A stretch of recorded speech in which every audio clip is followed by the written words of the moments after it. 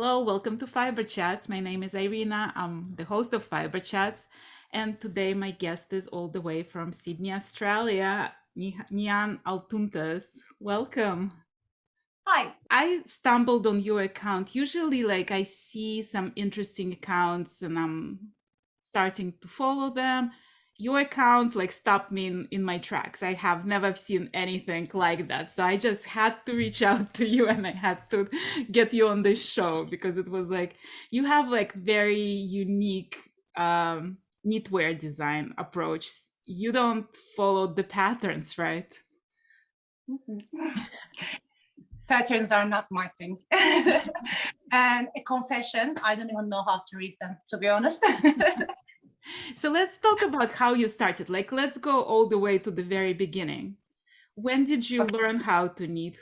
Who was your teacher? Okay, so to be honest, I can't tell you when exactly because it's like, walking or holding a crayon or, just like a regular basis while on your childhood.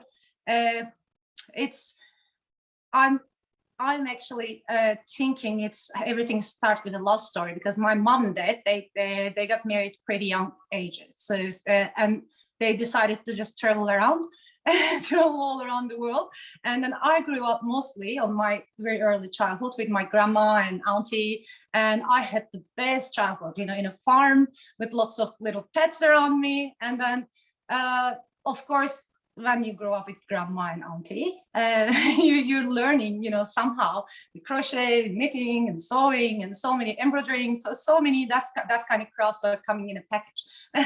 Right. And I have no idea when it was exactly, just I didn't even know if I know it that well technically. So just because it's the childhood thing, and then you just know and you forget, and everything. If you're asking me how it started professionally, again, I was not having an intention.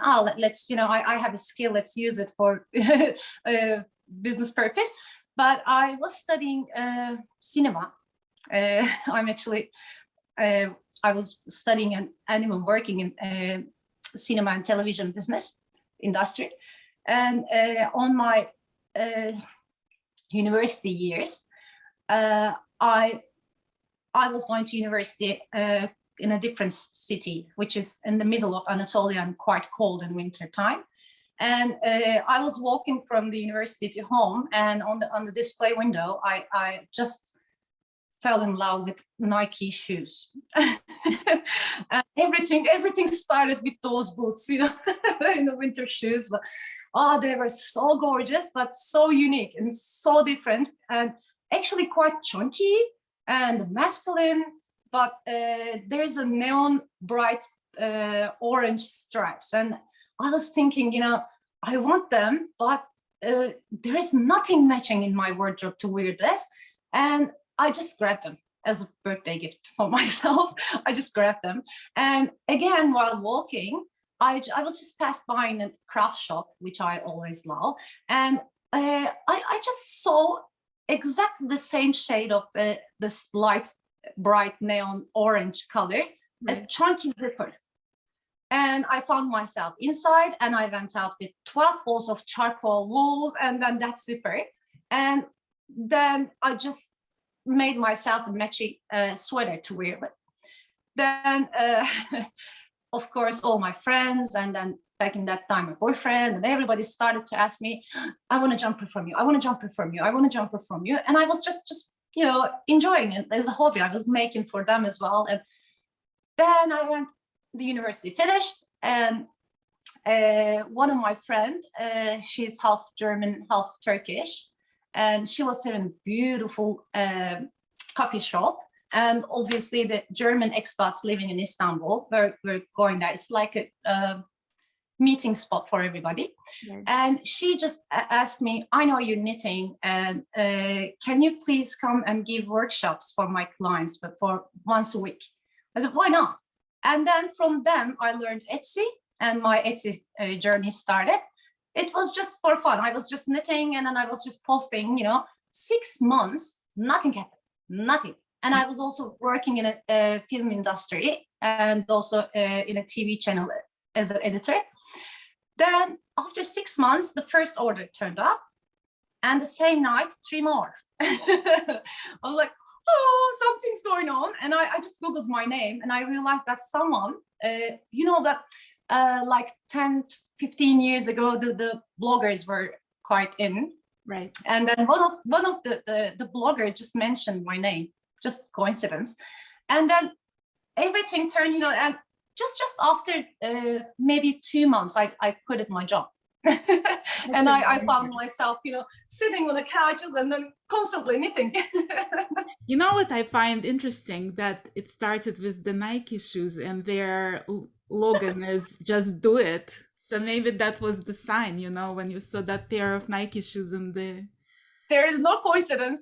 Right. That's how you're basing all your life, right?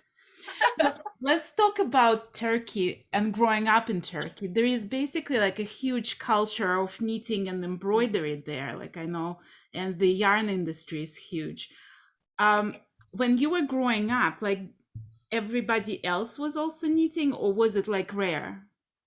Oh, no, actually, I can't tell. I mean, while talking about my, my mom's generation or grandma's generation, almost everybody knows how to knit, yeah.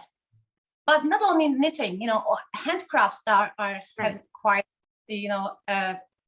historical background. So everybody knows at least doing one thing. Some are good on crochet, some are knitting, some embroidery, and also our wedding is a big thing, So I actually wanted to mention, so I have a friend from Turkey, and at some point I was like, I'm always obsessed with the all different costumes of like, the ethnic costumes, basically.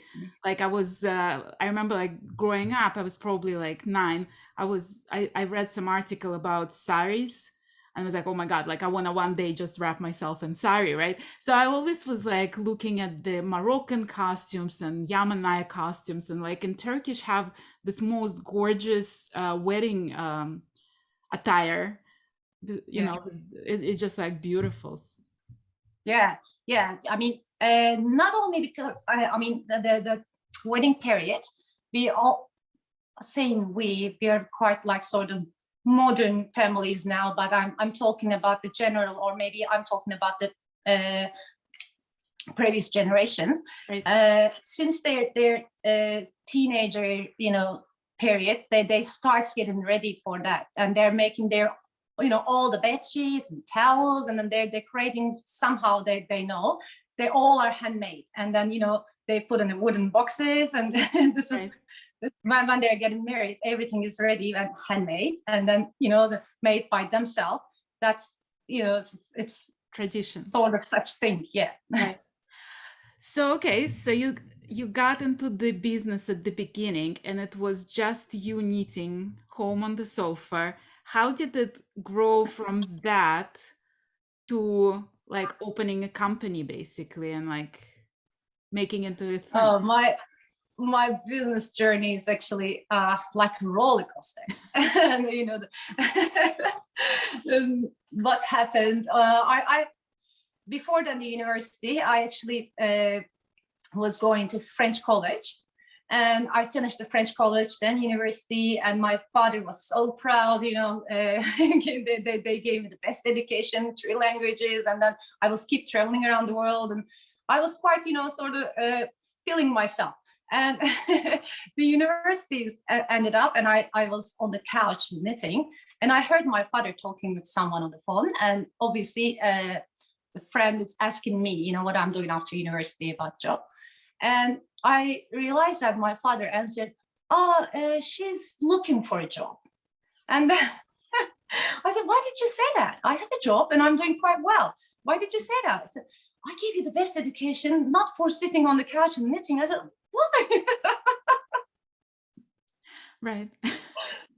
Then I felt myself like, okay, I should convince him and to make him again proud about myself, what I'm doing, because he thinks like knitting, it's not a job, in Turkey. It is not a sort of artistic thing to proud, because everybody can. And then he couldn't just get it what I'm doing exactly, because and also not because of I'm Turkish. This is what I generally think. Knitting, it's not a skill.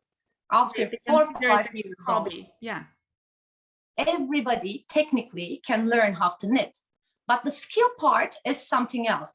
I mean, you should add into it. You should maybe the way how you think, you know, how you see things. And I just, at the very beginning, I crossed by my idol. Actually, I just adore her. And I'm 100% sure you know Sandra Backlund, the Swedish artist. And I saw she described herself and her work as a knitting sculptor.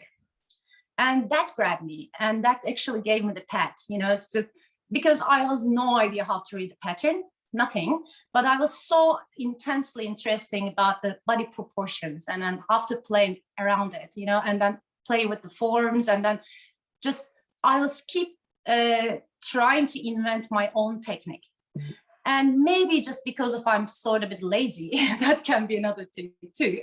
I started to knit whole of my knit pieces in one piece. And you know, generally when you say knitting all the patterns, not all maybe, but generally it starts from the top going up. And I started to turn around the body. I mean, vertically instead of horizontally. Right. And that gives me, you know, a big chance to play with all of those forms and continuously without interrupting with joining or stitching or thing. And then all of a sudden, my knitwear started to shape after I saw, you know, that article about her. Everything changed, and I started to create my collections. Then I was maybe lucky, I don't know, those bloggers, they just started to find out what I'm doing. And then all of a sudden, you know, my Etsy business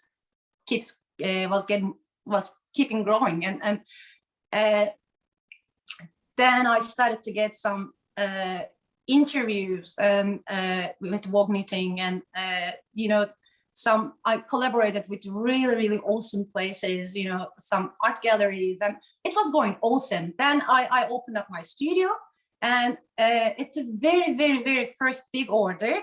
My mom, auntie, grandma, all neighbors, we made a team. Right. Then many of those neighbors bring their own friends, and then all of a sudden I had a big team to outsource anytime I want. So but I struggled a lot because I was early 20s. I mean, like 22 years old, sort of, and quite young, and old women which knows knitting, you know, since they were a child. And then I'm saying, okay, it's already finished project. We were going to do this in this way. And they're saying, oh, come on, you know, we were knitting more than your age. And then this is wrong. You should do it this way. They're following the strict pattern. So you have a team of people working for you, but you don't write patterns. You don't read patterns. How do you even explain to them how to make it your way? But it's my job, and then I'm a little bit conservative about that. So I have to touch to every single pieces. So I was not asking them to make an entire piece for me anyway. So they were just making, if you know, there's just the plain sleeves to add, or just I was knitting the whole piece. I was still needing help. Someone was stitching, someone was you know, labeling, someone was putting the zippers on if there's pockets and need you know, the soles. Right. Yeah. And then they were stitching, preparing those, or you know, ironing, and then those kind of things that I don't like much. The very first couple items that you sold, did they look anything like what you're selling nowadays? Yeah. I'm still stick to all of my old designs as well, because what I'm doing is when I opened that studio, and I was having, again, you know, my helpers around me as well, our little family, which I crazily miss now. And what I was doing, actually, I was almost every year, at least 10 or 15 pieces, we were creating a regular capsule collections. Right. And mostly in winter time. I'm not doing much summer knits, but maybe I should consider this because I'm getting some, you know, asking messages. And and we were having proper catalogs and everything. It was actually going quite, professionally. And I was always keeping those collections because they were sort of pretty connected in somehow. They're under the big title. I was just adding new designs on them. Right. And I'm still keeping those collections. And sometimes I'm adding new pieces on them. And then since 2012, I keep adding stuff. And then the same collections can be seen on my Etsy shop now. Okay.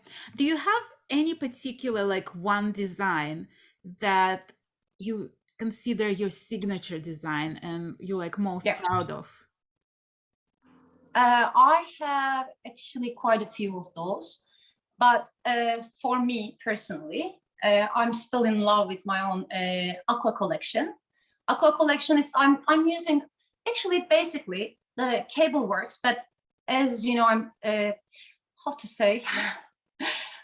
Because there is no any pattern, I'm just inventing, anyhow I want. So the entire silhouette, it's similar, but once you will give me an order, but one of those, all of these patterns and then how I'm the way I'm playing with the forms and things will be different because I'm just making up for each jumper.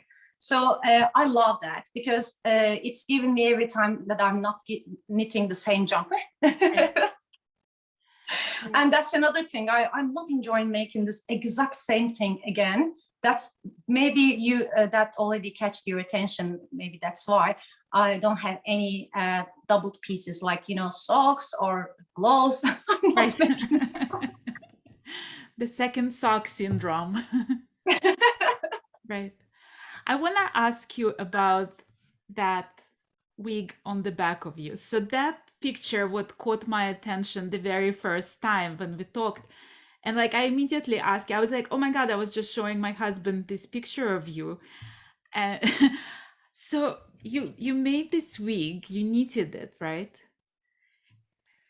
Actually, I just made it very last minute, one night before for a photo shooting for a catalog. And because it was on the catalog and I was using the same pictures on Etsy, the knitwear pieces images, and people started to ask, can you make this? And I got a few orders, and then I got a bulk order actually to send a chalet chapelet in France, on the border of Switzerland and France, that there was a little ski hotel. Mm-hmm. And I was actually making sort of little pile for skiers because that's fun to wear and it's warm, it's not. Then I got an order from Portland, Oregon, and she was so cute, and I made pure wool, that wig for her. And that time I didn't know her story. Then he came up to me and as a feedback message, and then she wrote, she talked to her doctor, and the doctor said that's actually a great idea, and because she was diagnosed with leukemia, and the doctor said, what a great idea, because it's natural and it's breathing, and it's and also it can also give a little bit of fun, joy in their life as well. So just, and then we started to collaborate. The doctor gave me a tiny little corner to put an announcement in the hospital, and then we started to collaborate, and then I was making a few of them voluntarily for their leukemia patient. Right. That's the little story behind it. And then you also did it in Australia, right? Like with the kids, right? You told me that you also did it for the kids, like in different colors, and you taught them how to make the wigs. Yes, that was a fun project as well. With the kids, I just maybe it's easier to show. I was preparing the base, and then preparing lots of yarns already cut it, and then with the kids they were picking any color they want, and then we were making like a clown. Right. I normally never put my hairs up, and I only did this for you, and then I did this for you to show, but I exaggerated. This is a very exaggerated Rastafari fun version of it. And do you want me to put it on? Sure. I love that. Whoop. I love this wig. It's I will so fun. hairstyle a bit. I actually like absolutely love it. So what is it? What are those locks made of? Like, These are chunky wools. They are just 100% wool. so do And you you can just cut and shape it, and you can use, the regular, maybe pin? some hair accessorizes, hair clips. It's so cute. I really love it. And Um, very warm. right. I mean, I love the fact that it's, because it's chunky wool, it's sort of faster to make, but it's also like there's endless possibilities with it because you can do it in any color, you can do it in any shape, you can make it long, you can make it short. England, exactly. Right. Like I actually really, and it's funny because like that was the first picture that I saw on Instagram and I was like, oh my God, like I've never seen anything like this before. And then there was this amazing story behind it. Yeah. And that's actually quite easy project to involve kids when I'm making some workshop with them as well. Right.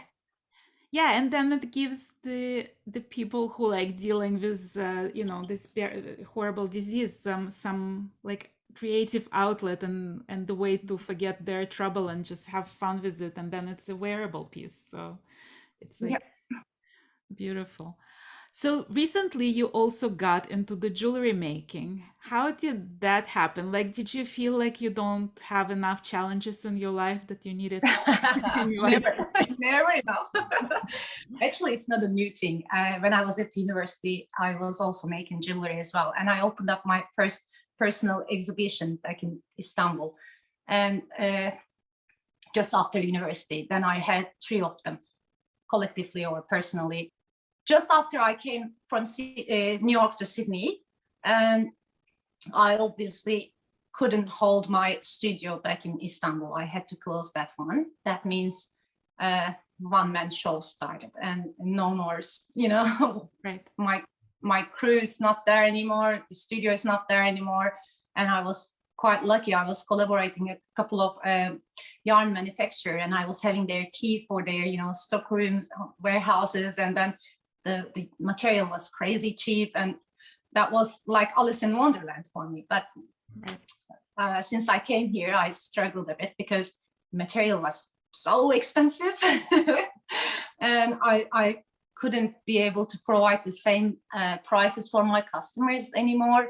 And it's okay, I'm getting maybe a little bit of less orders, but that was also advantage for me because I was not that Speedy Gonzalez anymore. I don't have, the backups to help me.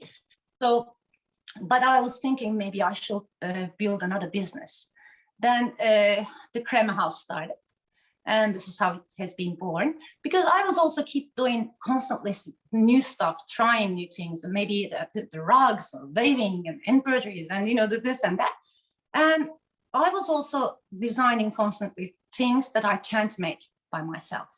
And I was constantly chasing some sort of old school traditional artisans. And I was asking them, can you make this for me? Like modernizing a little bit. And then I said, I have a quite network, I can maybe put all of these amazingly talented artisans and also new artists, or even, well-known artists, which is not known well in Australia. Right. And I can help them to promote them here, and they can create little collections for me, for my brand.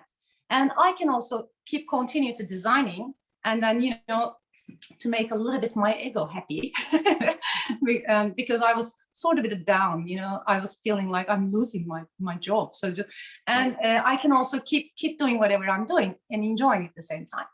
Then all of a sudden I started to have every year in another suburban area, the central areas in Sydney, having a shop, like a gallery / shop, and it was going perfect.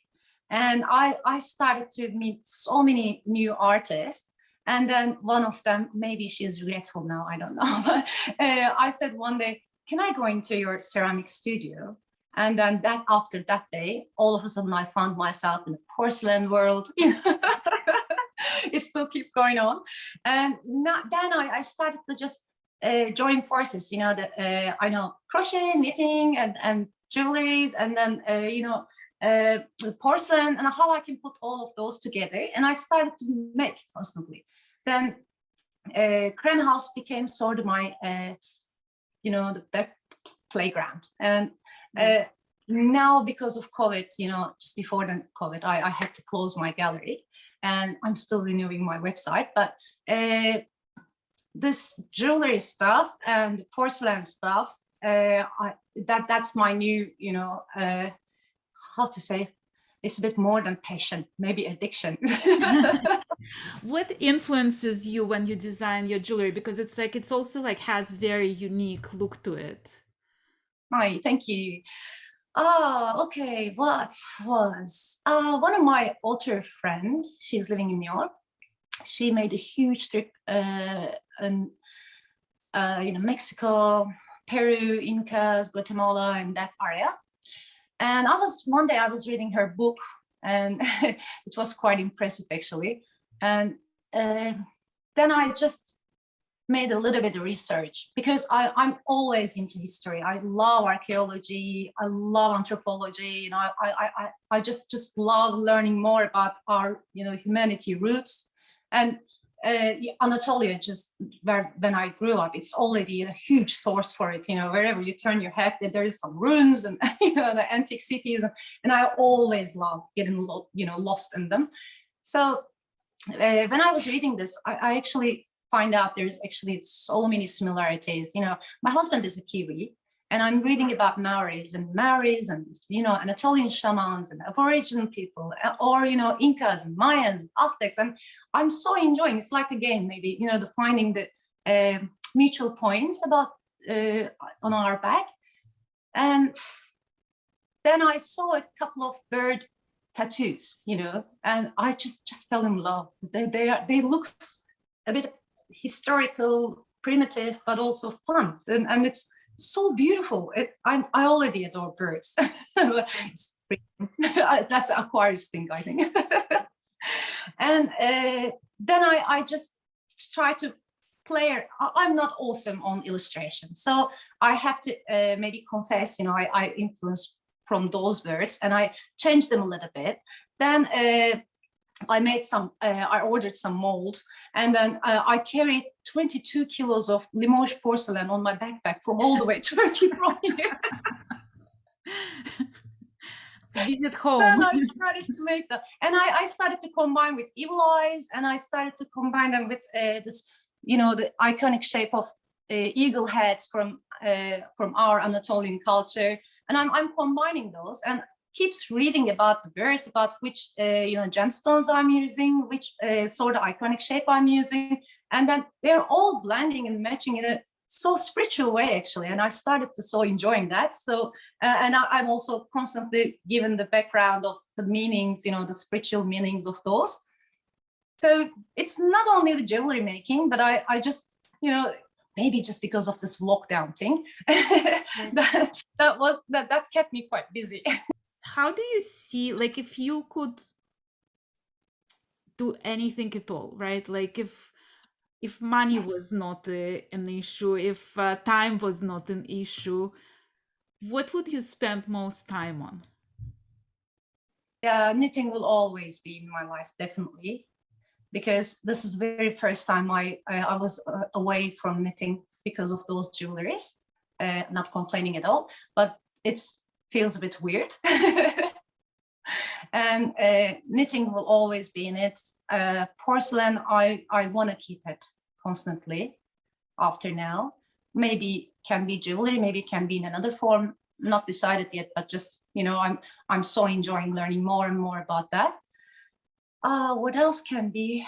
Last year, actually, I just tried to deep dive in another adventure, but because of COVID, we couldn't do that. I was actually thinking become a Turkish rug designer in a contemporary way, because one of my friends, he's awesome. He's an engineer. He's on the dyeing process of, the proper traditional Turkish rugs. and he will be the manufacturer and I will be the designer, and then combining our force, can we do traditional Turkish rugs in a contemporary way? That was the idea. Now he's on the track, but I couldn't be, because I couldn't travel to Turkey. So, you know, building a partnership and all that kind of stuff, I just let it go. And I was already having plenty other toys around me. Let's talk about your husband for a second. So Okay. you have knitting supplies, you have all the jewelry supplies. Does he ever complain about like the amount of stuff that's in the house that's like artistic stuff? I have a good husband. And he can cook and then clean on top days as well. Yeah, unfortunately I created a little bit of pile of different kind of messes around the house during lockdown. But we both love a lot our guests, and then normally our house is always clean and tidy, just because this is part of the Turkish culture. You know, I was so enjoying, but while I was living by myself, anytime, you know, even in the middle of the night, just if you see my lights on, you can just ring the bell.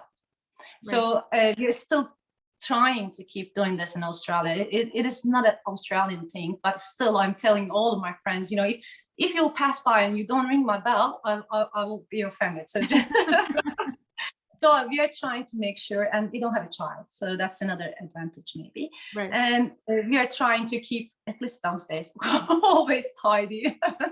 But yes, I'm at the moment I do have quite messy piles. How disciplined you are about what you buy for crafts? Like, do you buy impulsively just because you like certain color? Do you buy for a specific project in mind? Okay, two things. It's not my things. I mean, what you use in the same sentence. One is a discipline, the other one is a plan. So I'm terrible on both of those. Probably I will die younger just because of these two. Because when you know, I never had any routine in my life, even while eating, while sleeping. You know, I could never manage to set a plan. You know, have a well planned, organized life and then stick to it. I'm not that person, and I'm so admiring that kind of person, but I can't.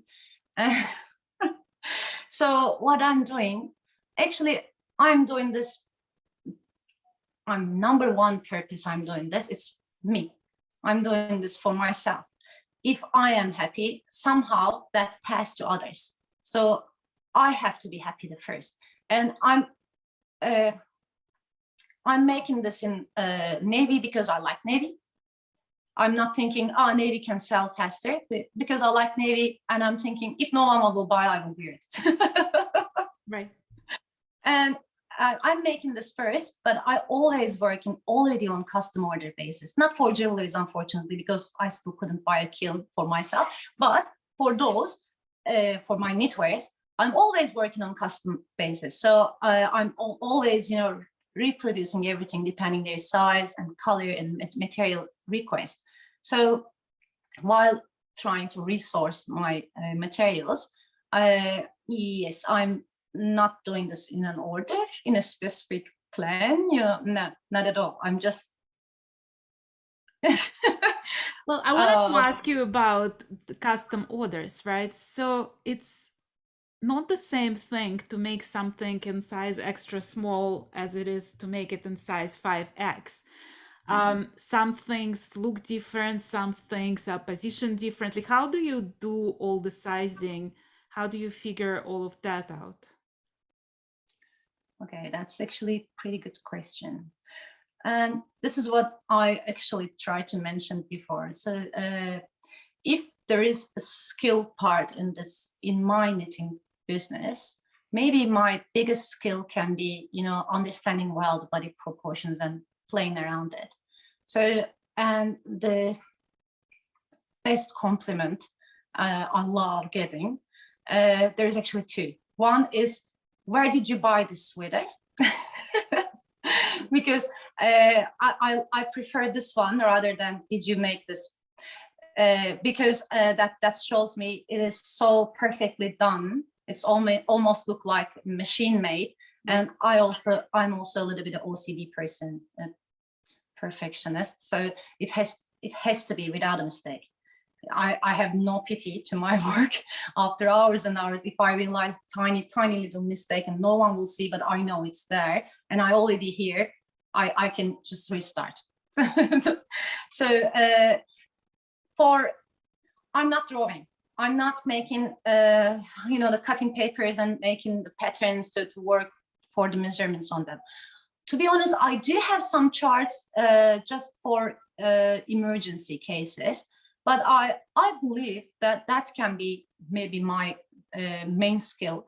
I can visualize it well. I always have my biggest clientele is from America and Canada, and most of them I never met in person. I have no idea. And just a few of them, if they put a special request, if they are giving, how I work, by the way, maybe, can I tell very quickly how I work? Yeah, absolutely. If they first reach me, I'm trying to build a business, more sort of personal relationship with them. And I'm asking many questions. If they do have an allergy, what part of America or Canada they're living because of the humidity and things.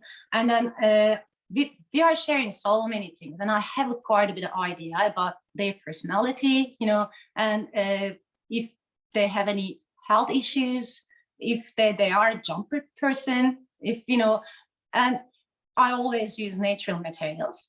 So I'm directing them on the material wise and giving color options and everything.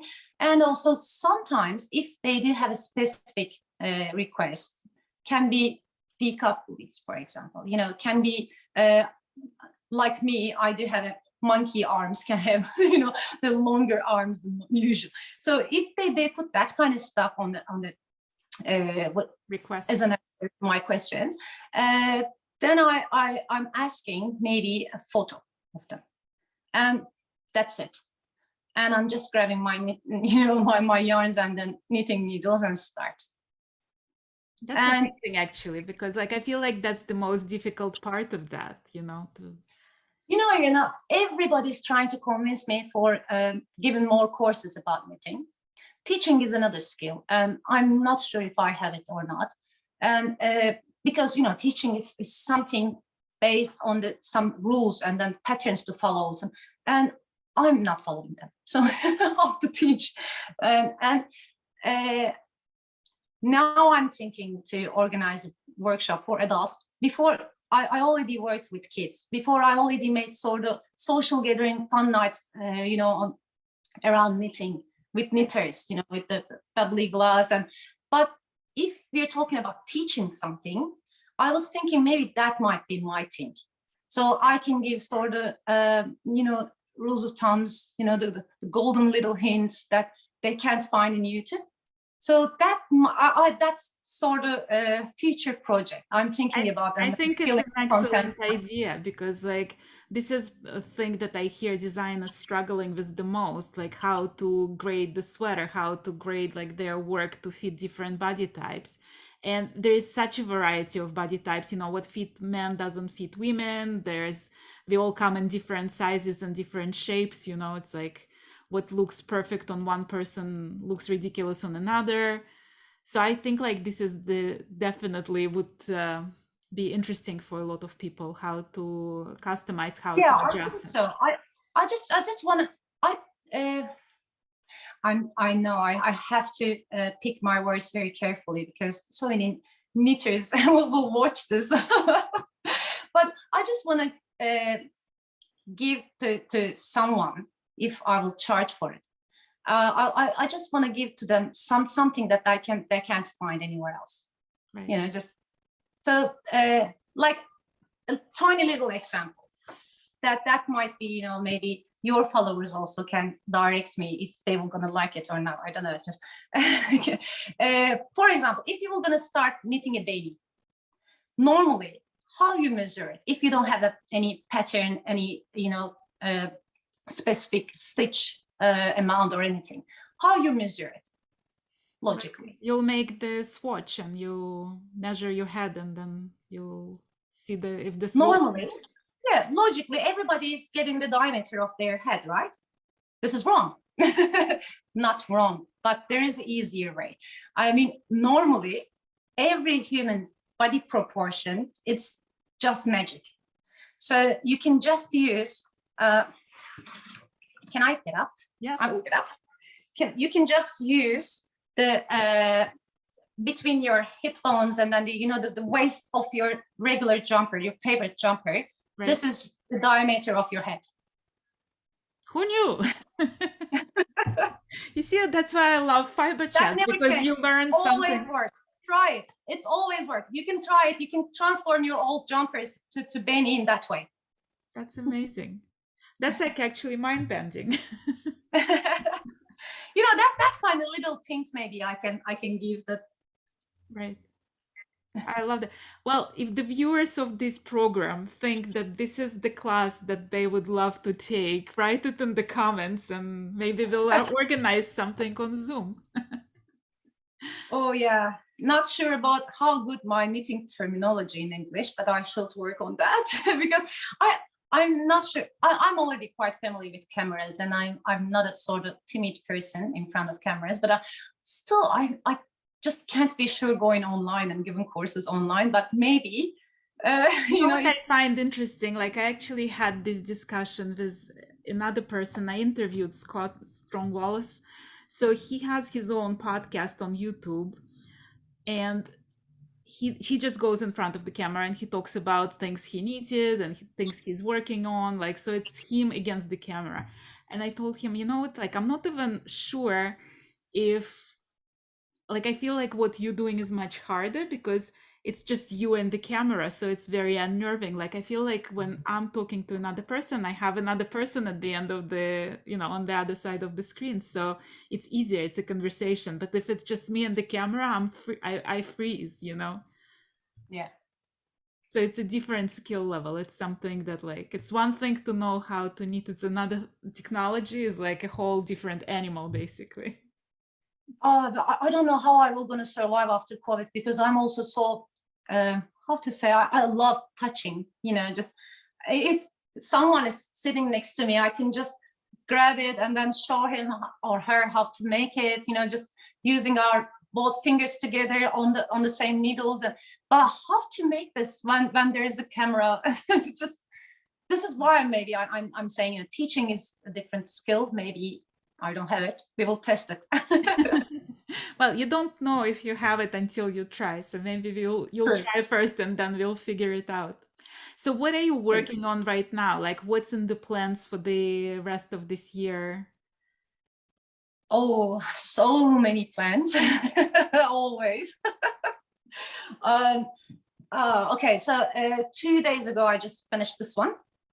And I have a few more new designs coming up. And I will gonna add on the maybe existing collections pretty soon. And I'm working to renew my website for Crema House for my other business. And I don't know, but I will do my best to be well functioned, fully functioned when your followers will watch this. And I'm planning maybe another exhibition this time for my porcelain jewelries. And these are my short-term plans, so we'll see. Well, I wish you like all the very best of luck with your designs and your jewelry making and all of that. And I can't, like, I'll be watching. I'm just sitting here admiring everything you do. Huge fan. And another extra thank you for you to what you're doing is amazing as well, because just following you, and then it's quite addictive, by the way. I'm waiting for videos because it's awesome chance to discover what other fiber artists are doing in different spots of from the world. It's great idea, and I love the way how you do this. Thank you so very much. Thank you for being my guest today. I really enjoyed our chat. Thank you so much for inviting me.